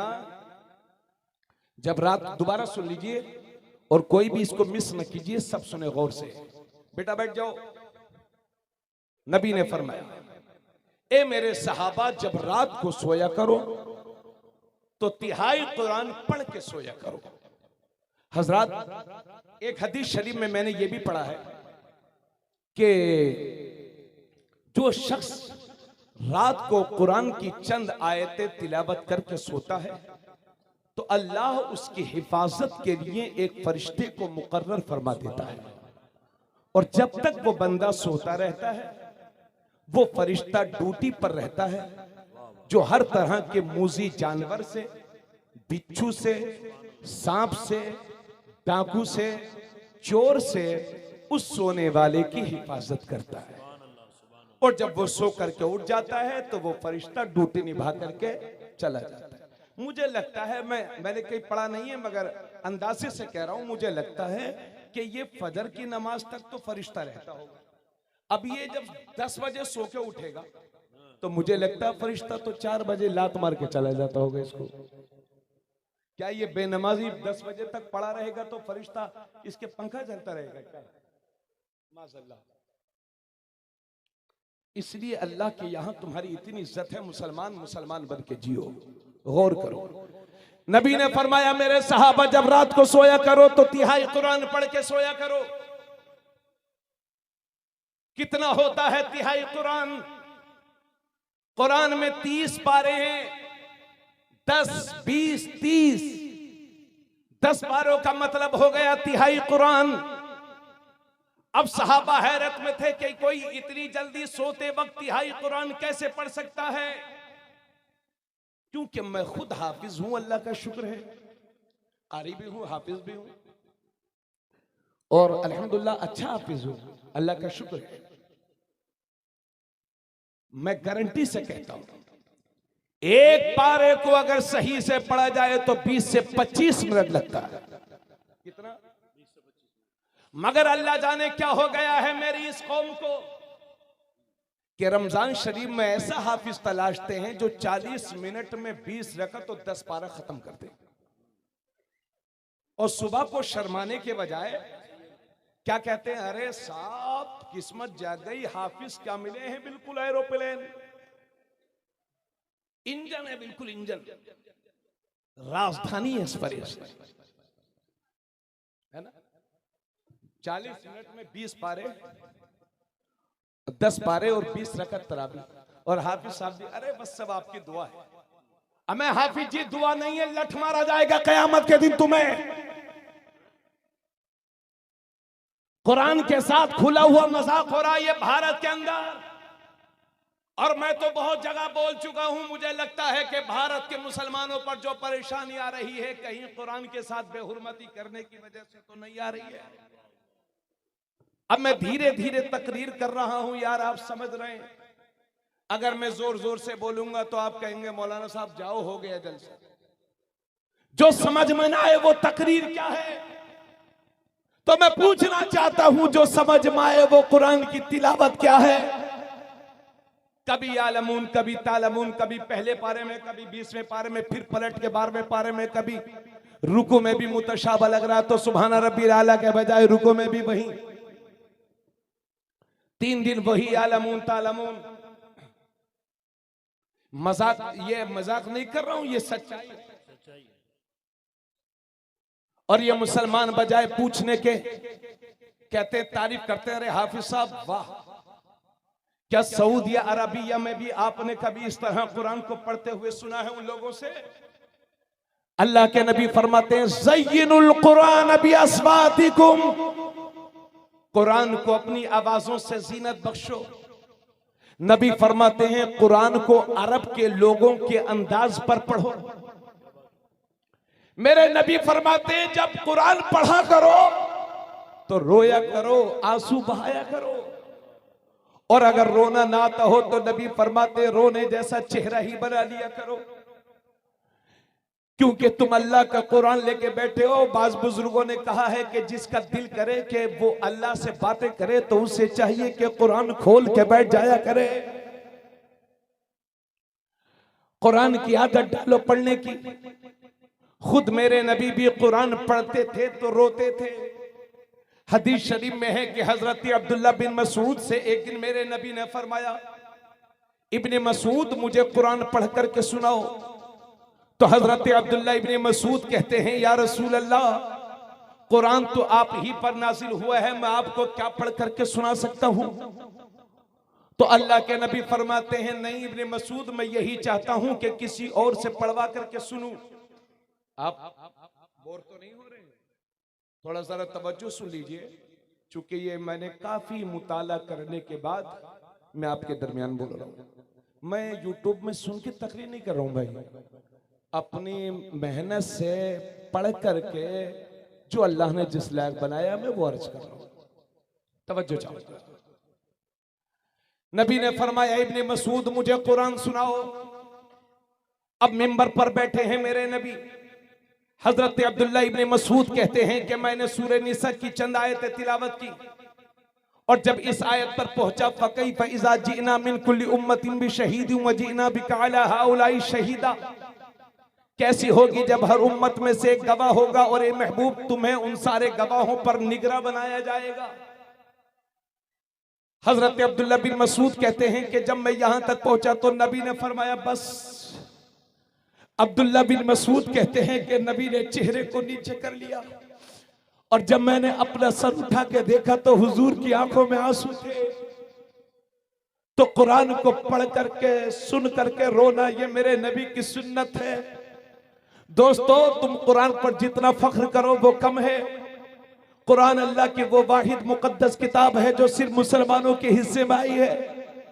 हालांकि यह है तो पूरी दुनिया के लिए, मगर अल्लाह ने इस पर हमें ईमान अता फरमाया, यह हमारी खुशकिस्मती है। और जमाना शाहिद है, जो कुरान को बदलने चले, जो लोग चले वो सब बदलते गए। इसलिए मेरे अजीज, मेरे दोस्त, कुरान के साथ ये तरावियों में मजाक ना करो, साफ सुथरा कुरान पढ़ा करो। इसी वजह से तो बाज़ उलमा कहते हैं कि बहुत सारे लोग वो हैं जो कुरान पढ़ते हैं मगर अल्लाह का कुरान उन पर लानत भेजता है। ये भारत के मुसलमानों पर जो आफतें आ रही हैं, मुझे लगता है हमारे मस्जिदों के मुसल्लों पर जो तरावी में कुरान के साथ बेहुरमती हो रही है, कहीं उसका नतीजा तो नहीं है। और अपने इनफारिग होने वाले उलमा से, अपने स्टेज पर बैठे हुए उलमा, हुफ़ाज़ व कुर्रा अइम्मा से कहूंगा कि मेरे भाइयों, ज्यादा नजराने के चक्कर में 4-4 तरावी 5-5 तरावी पढ़ाने के चक्कर में ना पड़ो। अल्लाह का कुरान तुम्हारे सीने में, कभी भूखे नहीं रहोगे। कुरान की बरकत है तो तुम्हारी नस्लों को मिलेंगी। सिर्फ सूद का पैसा हराम नहीं है, सिर्फ शराब का पैसा हराम नहीं है। कुरान के साथ बेहुरमती करके जो नजराना वसूल किया जाए वो भी हराम। इसलिए आपको यह अज़्म मुसम्मम करना होगा कि आपकी मस्जिद में आप कहिए साफ साफ कि हाफिज साहब सवा पारा पढ़िए, 1.5 पढ़िए, मगर ऐसा पढ़िए हमें लगे कि कुरान हो रहा है। करेंगे इंशाल्लाह? बोलो भाई, करेंगे? ये चलता रहेगा। और तरावी कितने लोग पढ़ेंगे? सब लोग हाथ उठाओ यार, कहिए इंशाल्लाह सभी हजरात पढ़ेंगे। हाँ, सिर्फ 27वें को 22 बालूशाही लेने मत जाया करो, लड्डुओं के चक्कर में कुरान को ना सुनो, अल्लाह का करम लूटने के लिए कुरान पढ़ो। तवज्जो चाहूंगा तो एक बार अगर सूरह इखलास अगर एक पारे को सही से पढ़ा जाए तो 20 से 25 मिनट लग जाते हैं। अब तिहाई कुरान का मतलब हो गया 10 पारे। 10 पारे को अगर सही से पढ़ा जाए तो फिर 3 से 3.5 घंटे लग जाते हैं। अब नबी फरमाते हैं, मेरे सहाबा जब रात को सोया करो तो तिहाई कुरान पढ़ के सोया करो। तो सहाबा हैरत में अर्ज करते हैं, या रसूल अल्लाह, इतनी जल्दी कोई तिहाई कुरान कैसे पढ़ सकता है? सोते वक्त नींद का खुमार होता है, कोई इतनी जल्दी तिहाई कुरान कैसे पढ़ सकता है? तो नबी फरमाते हैं, ए मेरे सहाबा, एक बार कुल हु अल्लाह शरीफ पढ़ लो, अल्लाह तिहाई कुरान का सवाब अता। इसी हदीस की रोशनी में उलमा ने लिखा है कि जो 3 बार कुल हु अल्लाह शरीफ पढ़ लेता है, अल्लाह उसे एक कुरान करीम की तिलावत का सवाब अता फरमाता है। थोड़े से देखिए, सुस्ताइए मत, जोर से बोले पूरा मजमा। शायद मौज़नुल आबिदीन साहब आपके इलाके में ये बात ना हो, इधर पूर्वी यूपी में एक बात बहुत आम है, जब फातिहा होगी किसी मरहूम की 10वां 20वां 40वां तो मदरसे में पहुंच जाएंगे, हजरत साहब पारे दे दो। आपके यहां भी होता है क्या? अच्छा जी, पारा दे दो। अब अगर 10 पारा दिया तो चंदा बंद, 20 पारा दिया तो भी चंदा बंद। बताओ हजरत 5000 देता हूं, मुझे 20 ही पारे मिलेंगे। आज से 10 साल पहले जब मैं पढ़ाना शुरू किया था, फारिग हुआ था और तकरीरें में शुरू की थी उसी मौके पर, तो बंबई से खातून का फोन आया। एक बार मेरी मुलाकात थी, ज़ईफा थी, उनका फोन आया मेरे पास कि बेटा मेरी बेटी के ससुर का 40वां है, तुम ज्यादा से ज्यादा कुरान शरीफ इकट्ठा करके दे देना। मैंने कहा ठीक है। जब 40वां करीब आया, गौर से सुनिएगा, तो उनका फोन आया, हाँ बेटा आपने कितना कुरान इकट्ठा किया? तो मैं डरा हुआ तो पहले ही से था क्योंकि सर पे दबाव था, लेकिन मैंने सच का दामन नहीं छोड़ा। मैंने कहा खालिदान वो 10 या 12 कुरान, मुझे याद नहीं है, 10 या 12 कुरान मैंने उनको बताया। तो उधर से वो मुझसे कहती हैं, हाँ बेटा 10 कुरान में क्या होगा? लखनऊ के मौलाना ने तो 200 कुरान दिए। अल्लाह, कितने? 200। अब मैं हजरत बड़ा परेशान रहा कि बताओ, सोचता रहा 10 कुरान में कुछ नहीं होता। बंबई के एक साहब मिल गए, मैंने उनसे कहा यार बंबई की एक खातून की फोन आया था, वो कह रही थी कि 10 कुरान में हाय क्या होगा? तो वो भी हंसने लगे, कहने लगे हजरत बंबई, वो सही कह रही थी, बंबई में बाज सेठ इतने बड़े पापी हैं कि पता नहीं 10 कुरान में भी क्या कहने। अल्लाह हिदायत नसीब करे। अगर मोहब्बतों के साथ एक बार सूरह इखलास पढ़ लिया जाए और अल्लाह कबूल फरमा ले तो नस्लों की मगफिरत हो जाए। इसलिए मदारिस के हजरात को तंग मत किया करो, परेशान न किया करो। ये मेरी कौम के जो बच्चे फारिग हुए हैं, अरे मुझे लगता है यहाँ तो हालात बहुत अच्छे होंगे, मगर हम मदरसों में पढ़े हैं कभी कभी सूखे चावल और चावलों में कीड़े, दालों में कीड़े, वो खा खा करके बच्चे हाफिज कुरान, कारी कुरान, आलिम दीन होते हैं। इस जमीन पर बैठने वालों का मजाक मत उड़ाओ। यही हैं कि जिनके जरिए से तुम्हारे ईमान की हिफाजत हो रही है। ये मदरसे हमारी रीढ़ की हड्डी की तरह हैं। अगर ये कमजोर हो गए तो आप सब, हम सब कमजोर हो जाएंगे। इसलिए बड़ी मेहनतों से कुरान पढ़ा जाता है। और अपने उलमा से कहूंगा कि कुरान पढ़ाना कभी मत छोड़ो, क्योंकि मेरे नबी ने हजरत अबू हुरैरा से फरमाया था, ए अबू हुरैरा कुरान पढ़ता रहे और पढ़ाता रहे। क्योंकि इसी हालत में अगर तेरा इंतकाल हो गया तो अल्लाह तेरे विसाल के बाद तेरी कब्र को फरिश्तों के लिए ज़ियारत गाह बना देगा। यानी अल्लाह के फरिश्ते हाफिज कुरान की कब्र का करेंगे। और जरा गौर कीजिए, अभी इसी मजमे में कितने लोग वो होंगे कि जिनसे पूछो सबसे अच्छा कौन है तो वो कहेंगे हजरत डॉक्टर बहुत अच्छा है, बहुत इनकम होती है, इंजीनियर मास्टर नेता बहुत अच्छा है। लेकिन मैंने आलम तसव्वुर में अपने नबी से पूछा, मैंने आम इंसान से नहीं पूछा। अल्लाह के बाद जिस जो शख्सियत अल्लाह के बाद जिसका मर्तबा सबसे अजीम है वो है मेरे नबी। आलम तसव्वुर में मैंने उनकी बारगाह में हाजिरी दी। मैंने अर्ज किया या रसूल अल्लाह, इस भरी दुनिया के अंदर सबसे अच्छा कौन है? क्या कलकत्ता का सेठ अच्छा है? क्या हरियाणा पंजाब का किसान अच्छा है? क्या लखनऊ का बिल्डर अच्छा है? या मुंबई का सेठ अच्छा है? या दुबई का सेठ अच्छा है? या फला अच्छा है? या फला अच्छा है? या बिजनेसमैन अच्छा है? या दवाई फरोश अच्छा है? या कपड़ा फरोश अच्छा है? या रसूल अल्लाह, इस भरी दुनिया के अंदर सबसे अच्छा कौन? तो आज भी रूह मुस्तफा अपनी उम्मत को जवाब देगी। बुखारी शरीफ की हदीस में है, मेरे नबी फरमाते हैं खैरुकुम मन तअल्लमल कुरान व अल्लमा। ए लोगों, दुनिया में सबसे बेहतरीन इंसान वो है जो खुद कुरान पढ़े और दूसरों को पढ़ाए, जो खुद कुरान सीखे और दूसरों को सिखाए। अब एक सो रहे हैं, देखो या अय्युहल्लज़ीना आमनू तक़ुल्लाह व कुनू मअस सादिक़ीन, सच्चों के साथ सो लेकिन झूठ ना बोलो। तवज्जो, गौर फरमाएं। नहीं, अपने भाई हैं लोग माशाल्लाह, अल्लाह सलामत रखे। आप यहाँ आए हैं इसके लिए मुबारक, वरना कहाँ आ रहे हैं लोग आजकल। आप आए हैं, खुश नसीब है, और अल्लाह ने चाहा तो लेके जाओगे यहाँ से। ईमान महफूज रहेगा इंशाल्लाह, अमल भी अच्छे होंगे। जरा गौर फरमाएं, इसी मजमे में बहुत सारे लोग वो होंगे कि जिन्होंने करोड़ों करोड़ रुपयों की जमीनें खरीदी होंगी। इधर देखिए सब लोग, अब आप लोग थक गए आए? नहीं थक गए, फिर 50 हाथ उठ रहे हैं। नहीं जी, तशरीफ रखें, अल्लाह सलामत रखे। गौर से सुनिए, तकरीर बस आखिरी मरहले में। करोड़ों रुपयों की जमीन खरीद ली, लाखों रुपयों की बच्चों की शादी करके शौक पूरे कर लिए, महंगी महंगी गाड़ियों में आप घूम लिए। लेकिन मैं अपनी कौम से पूछना चाहता हूं कि आज तक की जिंदगी में आपने अपने कुरान के लिए क्या काम किया है? पूछना चाहता हूं सबसे, क्या काम किया है आपने? और इस काम की जिम्मेदारी को एहसास दिलाने से पहले एक बात और भी अर्ज कर दूं कि कुरान को बगैर देखे पढ़ने में बहुत सवाब है, लेकिन देखकर पढ़ने में और ज्यादा सवाब है। नबी ने फरमाया, जो बगैर देखे हिफ्ज के साथ कुरान पढ़ता है, अल्लाह उसे 1000 दर्जे सवाब अता फरमाता है।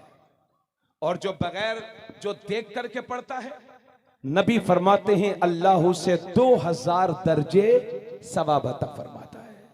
और हाफिजों की बात आ गई तो इनके माँ बाप के लिए एक हदीस शरीफ, उसके बाद इंशाअल्लाह अपने मकसद की तरफ रवा दवा।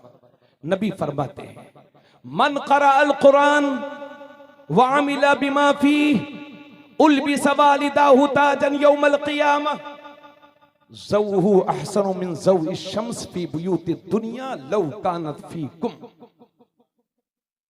नबी फरमाते हैं, जिसने कुरान पढ़ा और उस पर अमल भी किया।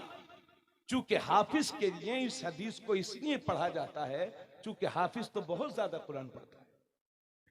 जिसने कुरान पढ़ा और कुरान पर अमल किया, नबी फरमाते हैं कयामत के दिन उसके माँ बाप को ऐसा ताज पहनाया जाएगा जिसकी रोशनी दुनिया के सूरज से भी ज्यादा होगी।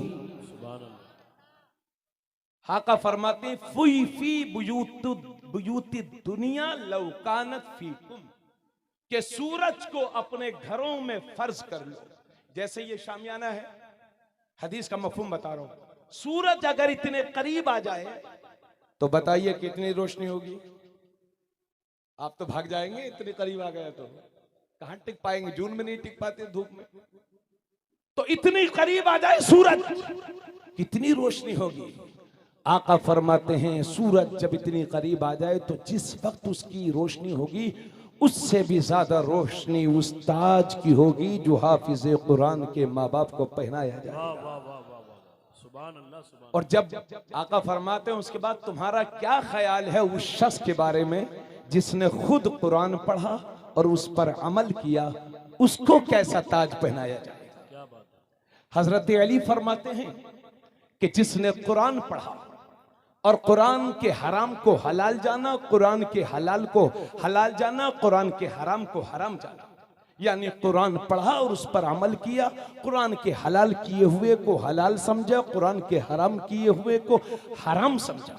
आका फरमाते हैं उसकी तो बख्शिश होगी ही होगी, साथ ही साथ वो अपने घर के 10 ऐसे लोगों को जन्नत में लेके जाएगा कि जिनके लिए जहन्नम वाजिब हो चुकी थी।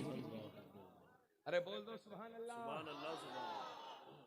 और एक हदीस शरीफ में है कि हाफिज कुरान के माँ बाप को 2 ऐसे जोड़े पहनाए जाएंगे। यहां तो जब हाफिज हो जाते हैं बच्चे तो कारी साहब को जोड़ा दिया जाता है, आपको भी बदले में जोड़ा दिया जाएगा। नबी फरमाते हैं हदीस में है ऐसे जोड़े दिए जाएंगे 2 कि जिसकी कीमत ये सारी दुनिया मिलकर के अदा न कर सकेगी।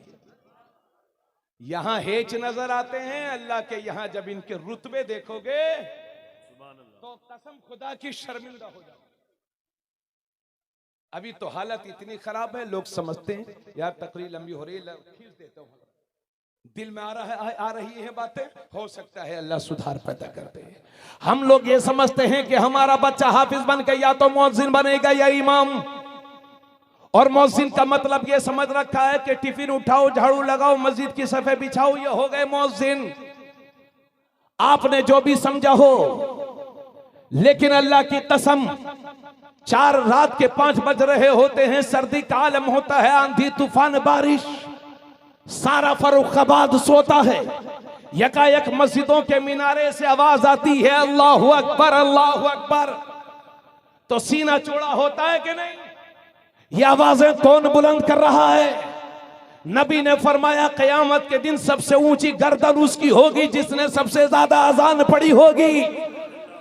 आका फरमाते हैं अगर मेरी उम्मत को यह मालूम हो जाए कि अजान पढ़ने में कितना सवाब है तो तलवारें लेके लड़ेंगे, और वो कहेगा मैं अजान पढ़ूंगा, वो कहेगा मैं अजान पढ़ूंगा। नबी फरमाते हैं क़यामत के दिन 3 लोग खुशबू के टीले पर होंगे, उनमें से एक शख्स वो होगा जो अजान पढ़ता है, लोगों को नमाजों की तरफ बुलाता है। आपने मुअज्जिन को जो भी समझा हो, मगर मैंने एक हदीस में पढ़ा है अल्लाह के नबी ने एक बार हाथों को उठा करके दुआ की थी, परवरदिगार आलम मेरी उम्मत के मुअज्जिनों की बख्शिश फरमा देना। मजा नहीं आया, जोर से बोलो। अगर किसी गिरोह किसी जमात के लिए मेरे नबी ने खास करके मगफिरत की दुआ की है तो वो मुअज्जिनों की जमात है। दुनिया का सबसे बेहतरीन काम है अजान देना, मगर चाय के होटल पर जो बर्तन धुलता है उसकी तनख्वाह 8,000, अजान पढ़ने वाले की तनख्वाह 3,000, और फिर कहते हैं कि हाफिज साहब को सब्र नहीं है, तो लो भैया 6,000 हमसे ले लो, सब्र आप कर लेना। अरे क्यों मजाक उड़ाते हो अपनी कौम के रहनुमा हजरात का? अगर ये खुश रहेंगे तो आप पर आफतें नहीं आएंगी इंशाल्लाह। और इमामत के मुसल्ले को तो आपने बहुत हल्का समझ रखा है कि इमामत करेंगे तो जल्दी शादी नहीं होगी, कोई अपनी बेटी नहीं देगा, इमामत करेंगे तो अपने बच्चों को कैसे पालेगा। ये जितने लोग बैठे हैं बगैर शादी के बैठे हैं, इनके बच्चे नहीं हैं। जैसे कपड़ा आपका होगा वैसे ही इन हजरात का भी होगा, और इनके कपड़ों से खुशबू भी आ रही होगी अल्लाह के करम से, इल्म दीन के बरकतों से। यकीनन मैं आपकी मजाक नहीं उड़ा रहा हूँ, आप मेरे सच्चे भाई हैं, मोमिन भाई हैं, लेकिन जो आलिम दीन कारी कुरान आलिम कुरान होते हैं वो और ज्यादा इज्जत के लायक है। इमामत के मुसल्ले को आपने जो भी समझा हो, लेकिन तबरेज आलम कादरी ने समझा है वो ये कि इमामत का मुसल्ला ये वो मुसल्ला है कि जिस पर मेरे नबी खड़े हुए हैं, और जिंदगी के आखिरी दिन तक मेरे नबी ने खुद इमामत की है। आखिरी उम्र में 17 वक्त की नमाजों के लिए हजरत अबू बकर सिद्दीक को हुक्म दिया तो इमामत करने का हुक्म दिया है। हाँ हाँ, इमामत का मुसल्ला ये वो मुसल्ला है कि जिस पर मेरे नबी खड़े हुए हैं। हाँ हाँ, इमामत का मुसल्ला वो मुसल्ला है कि जिस पर सिद्दीक अकबर खड़े हो गए हैं तो सदाकत का पाठ पढ़ा दिया है। उमर खड़े हो गए हैं तो दुनिया को अदल करने का सलीका दे दिया है। हाँ हाँ, इमामती का मुसल्ला वो मुसल्ला है कि जिस पर हजरत उस्मान गनी खड़े हो गए हैं तो सखावत के जौहर बिखेर दिए हैं। इमामती का मुसल्ला वो मुसल्ला है कि जिस पर मौली मौला अली खड़े हो गए तो शुजात के जलवे दिखा दिए हैं। हाँ हाँ, इमामती का मुसल्ला वो मुसल्ला है कि जिस पर करबला में मेरा हुसैन खड़ा हो गया है तो तने तनहा पूरे का पूरा इस्लाम बचा गया है। हाँ हाँ, इमामती का मुसल्ला वो मुसल्ला है कि जिस पर बगदाद में गौसे आजम खड़े हो गए तो करोड़ों लोगों की तकदीर को संवार दिया है। हाँ हाँ, इमामती का मुसल्ला वो मुसल्ला है कि जिस पर गरीब नवाज खड़े हो गए हैं तो 90 लाख लोगों को कलमा पढ़ा के मुसलमान बना दिया है। हाँ हाँ, इमामती का मुसल्ला वो मुसल्ला है कि जिस पर इमाम अहमद रजा खड़े हो गए तो हर सुन्नी को ऐसा आशिक नबी बना दिया कि हर सुन्नी बोल पड़ा कि डाल दी कल्ब में अजमत मुस्तफा सैयदी आला हजरत पे लाखों नारे तकबीर, नारे रिसालत, इदारे शरिया जामे नूर, जश्ने दस्तार बंदी, मसलके आला हजरत, फैजाने बिलग्राम शरीफ। सुभान अल्लाह। आज की तारीख में अगर किसी इमाम साहब से पूछो, माफ करेंगे, कि हजरत आप क्या करते हैं, तो शर्म की वजह से वो इमामत भी करते हैं, कोई दूसरा काम भी करते हैं, तो वो कहते हैं हजरत हम काम करते हैं। बस खत्म करो, हजरत हम काम करते हैं, यानी शर्मा के बताते हम काम करते हैं। मैं अपने इन उलमा दोस्तों से कहूंगा, शर्माने की जरूरत नहीं है। अगर कोई कहे क्या करते हो तो सीने तान के बोलो हम वो काम करते हैं जो हमारे नबी ने किया है, मौला अली ने किया है, ख्वाजा गरीब नवाज ने किया है ना। तो इमामत मैं अक्सर बेशतर कहता रहता हूं कि दुनिया में सबसे बेहतरीन काम जो है वो इमामत है। अगर खुलूस दिल के साथ, ईमानदारी के साथ किया जाए तो अल्लाह इंशाअल्लाह ताला उसमें बरकत अता फरमाएगा। मुझे उम्मीद है अपने रब से, इसलिए हौसले को न तोड़ें हमारे मदारिस से फारिग होने वाले तलबा। और आखिर में आपसे यह जरूर कहूंगा, मैंने सोचा था कि इल्म और उलमा के ताल्लुक से बयान करूंगा, मगर ये भी इल्म और उलमा ही के ताल्लुक से जो कुछ बयान है कबूल फरमाए। आखिर में आपसे एक जरूरी बात कहकर के अपनी तकरीर खत्म कर रहा हूं, वो ये कि भाई कुरान है फसीह बलीग अरबी में, कुरान अरबी में है ना, और हम लोगों की जबान क्या है, उर्दू, वो भी टूटी फूटी। फर्रुखाबाद की कुछ और, बहराइच की कुछ और, सिवान गोपालगंज की कुछ और, मेरठ की कुछ और। तो कुरान है फसीह बलीग अरबी में। तवज्जो, कुरान है फसीह बलीग अरबी में। सब मिलके बोले, कुरान की जबान में है और हम सही से उर्दू भी नहीं जानते, जबकि कुरान को समझकर पढ़ने में ही ज्यादा सवाब है। तो कुरान है अरबी में, हमारी जबान है उर्दू, कैसे समझेंगे हम कुरान? तो उम्मत की इस परेशानी को हल किया है इमाम अहमद रजा खान ने। अगर समझना चाहते हो कुरान तो रोज पढ़ा करो कंजुल ईमान। जोर से बोलो सुभान अल्लाह। आला हजरत ने कुरान शरीफ का उर्दू में तर्जमा किया, जिसका नाम है कंजुल ईमान। क्या नाम है? कंजुल ईमान, यानी ईमान का खजाना। कुरान शरीफ के उर्दू में तर्जमे बहुत हैं। मौलवी अशरफ अली थानवी ने भी तर्जमा किया है। बस खत्म कर रहा हूं। मौलवी अशरफ अली थानवी ने भी तर्जमा किया, और बिस्मिल्लाहिर्रहमानिर्रहीम में तर्जमा सुनिए उनका, देख लीजिए जाकर। उसने तर्जमा किया, बिस्मिल्लाहिर्रहमानिर्रहीम, शुरू करता हूं अल्लाह के नाम से। क्या कहा? शुरू करता हूं। तो अगर आप पढ़ रहे हैं तब तो ठीक है भैया, अगर मर्द पढ़ रहे हैं तब तो ठीक है, और अगर कोई औरत पढ़ेगी और उसमें लिखा होगा शुरू करता हूं,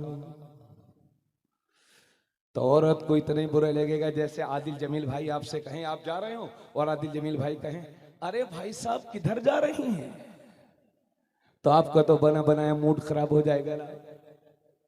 ऐसे ही औरत से कोई कहे कि खालिदा आप किधर जा रहा है, तो उसको भी बहुत बुरा लगेगा, चप्पल निकाल के मार डालेगी।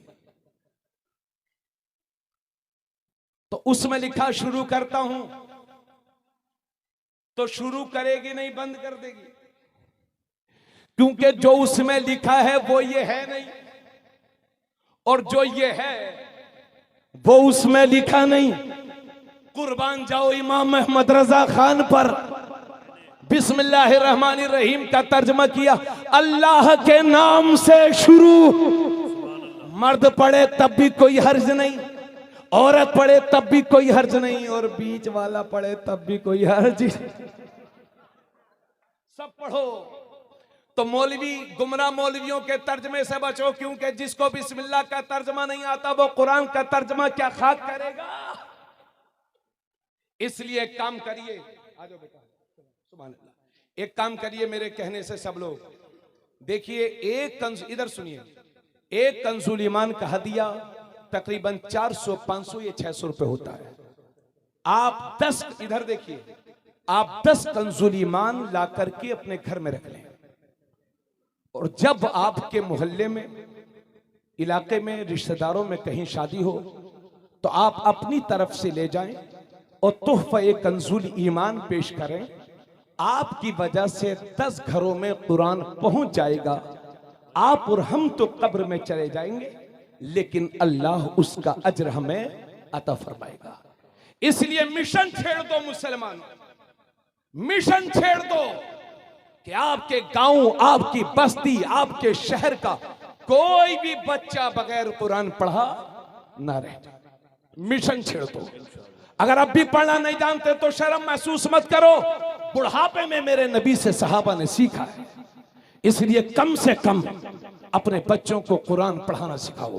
कोई भी बच्चा मोहल्ले में बगैर पढ़ा लिखा ना रह जाए। अगर एक जबान खुले कुरान के खिलाफ तो 100 जबानें कुरान पढ़ने वाली तैयार कर दो। हजरात, कुरान से रिश्ता मजबूत रखोगे, दुनिया में भी सुरखरू रहोगे, आखिरत में भी कामयाब रहोगे। कुरान को सिर्फ सवाब के लिए न पढ़ो, बल्कि बेहतर इंसान बनने के लिए पढ़ो। कुरान में अल्लाह जिन चीज़ों का हुक्म दे रहा है उन्हें कबूल करो, जिनसे रोक रहा है उनसे रुके रहो। सब मिल के बोलो, यही है आरजू, तालीमे कुरान आम हो जाए, हर एक परचम से ऊंचा परचमे इस्लाम हो जाए। है कौले मोहम्मद कौले खुदा, फरमान न बदला जाएगा, बदलेगा जमाना लाख मगर कुरान न बदला जाएगा। अल्लाह इस इदारे शरिया पर रहमत और नूर की बारिश नाजिल फरमाए। आपका अपना इदारा है, अपनी हलाल कमाइयों से जामिया के साथ खड़े रहिए, कामयाब।